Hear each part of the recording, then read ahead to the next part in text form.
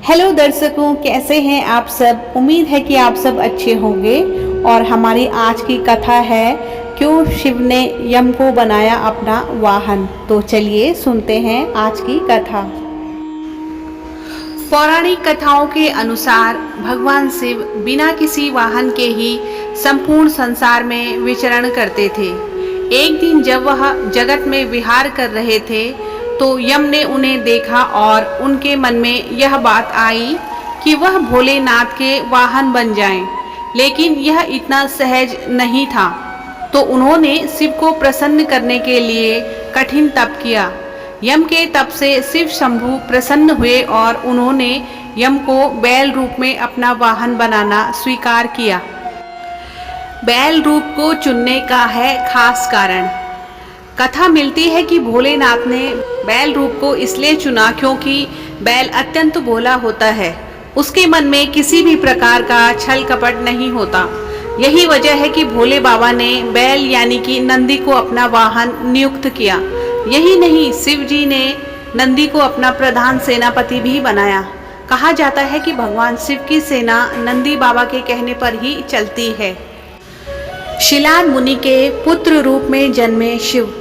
पौराणिक कथाओं के अनुसार पुरातन काल में एक शिलाद नाम के एक ऋषि हुए, जो कि पूर्ण रूप से प्रभु की कृपा में लीन रहते थे। ऐसे में परिवार के लोगों को उनके वंश की चिंता हुई।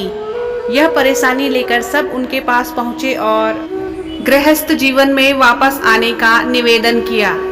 हालांकि वह नहीं माने, लेकिन उन्होंने जन्म मृत्यु से परे संतान प्राप्ति के लिए देवराज इंद्र की पूजा की। जब देवराज इंद्र से इच्छा मुताबिक संतान प्राप्ति का आशीर्वाद नहीं मिला तो शिलाद मुनि ने शिव की पूजा की।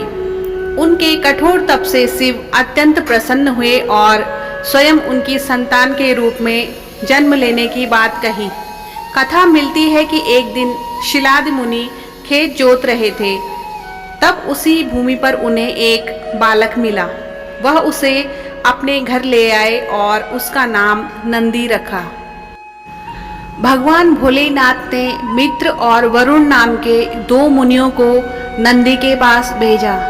उन्होंने नंदी को बताया कि वह अल्पायु है। यह सुनकर नंदी बाबा वन में चले गए और महादेव की पूजा अर्चना करने लगे।